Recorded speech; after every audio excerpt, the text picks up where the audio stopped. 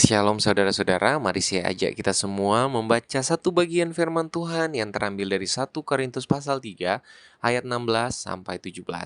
Bunyinya demikian, tidak tahukah kamu bahwa kamu adalah bait Allah dan bahwa roh Allah diam di dalam kamu? Jika ada orang yang membinasakan bait Allah, maka Allah akan membinasakan dia. Sebab bait Allah adalah kudus dan bait Allah itu ialah kamu. Janganlah ada orang yang menipu dirinya sendiri. Saudara-saudara, menarik di sini. Paulus mengatakan kepada jemaat Korintus, tentunya ini juga relevan kepada kita dan tentunya ini juga bagi kita.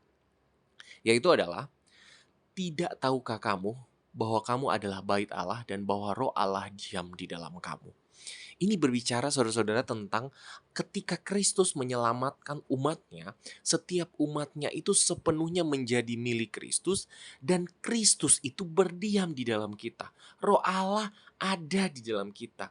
Jadi bukan cuma karya Allah ada di sekitar kita dan kita alami dan kita nikmati, tetapi roh Allah itu diam di dalam kita. Roh Kudus itu ada di dalam kita pada saat kita menjadi orang percaya, kita itu adalah milik Allah.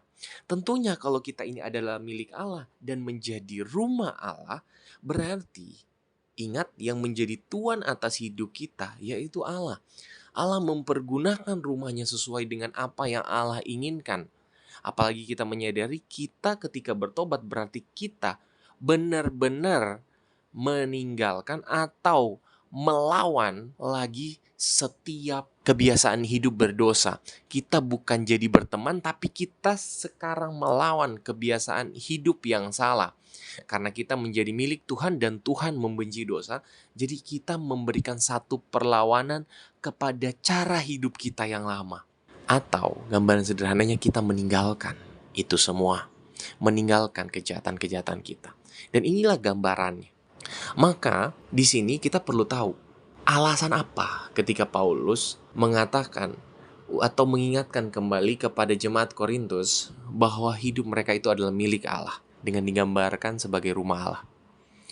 Saudara-saudara, jemaat Korintus ini hidup dalam perselisihan yang tidak wajar. Mereka jelaslah dikatakan jemaat Korintus berarti jemaat-jemaat yang diisi oleh orang-orang Korintus. Otomatis jemaat yang diisi orang Korintus seharusnya merupakan menjadi satu kesatuan umat Allah yang utuh dan tidak boleh terpecah-pecah, tidak boleh terpisah-pisah hanya karena mementingkan golongan-golongan tertentu atau hamba-hamba Tuhan tertentu yang menjadi idola mereka. Atau orang-orang bijak tertentu yang mereka idamkan sehingga mereka akhirnya menjadi satu golongan yang terpisah-pisah. Dan Paulus mengingatkan mereka, jangan memiliki pandangan picik seperti itu dengan mengagung-agungkan hikmat yang adalah kebodohan. Nah, saudara-saudara, tentunya Paulus ketika mengingatkan ini bukan berarti ini hal yang cuma sekedar diingatkan dan tidak terlalu fatal. Ini sungguh hal yang fatal. Karena mereka terpecah sekali lagi atas hal yang sangat memalukan. Mereka lupa panggilan mereka itu ketika dipersatukan dengan Allah, mereka juga akan dipersatukan dengan sesama umat Allah. Namun faktanya terbalik, mereka lebih mementingkan perpecahan. Saudara-saudara, ini justru hal yang sangat fatal. Bahkan Paulus memberikan sini satu peringatan yang tegas. Jika ada orang yang membinasakan bait Allah, maka Allah akan membinasakan dia. Wah, ini sungguh mengerikan.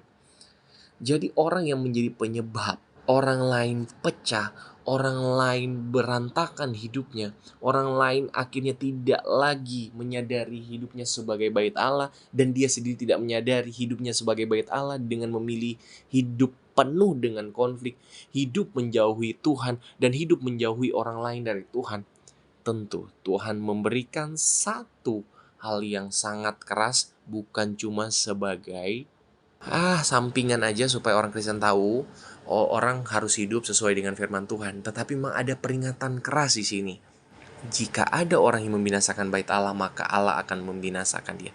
Firman Tuhan yang tertulis ini sungguh sangat tegas. Pertanyaannya di sini, bagaimana dengan kita?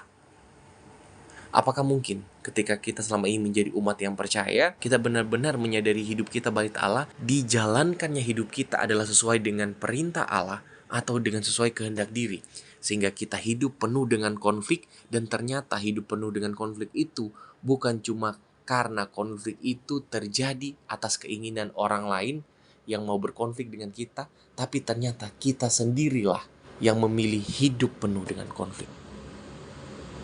Mari saudara-saudara, kita pikirkan, benarkah hidup kita yang kita pandang sebagai bait Roh Kudus ini benar-benar dipergunakan untuk dipimpin oleh Roh Kudus atau dipimpin oleh ego kita? Kita berdoa. Tuhan Yesus, terima kasih Engkau telah memimpin kami kepada hidup, dan bimbinglah kami Tuhan, agar kami dapat mempergunakan hidup ini dengan penuh tanggung jawab, sehingga hidup kami berjalan sesuai dengan keinginan Tuhan. Amin.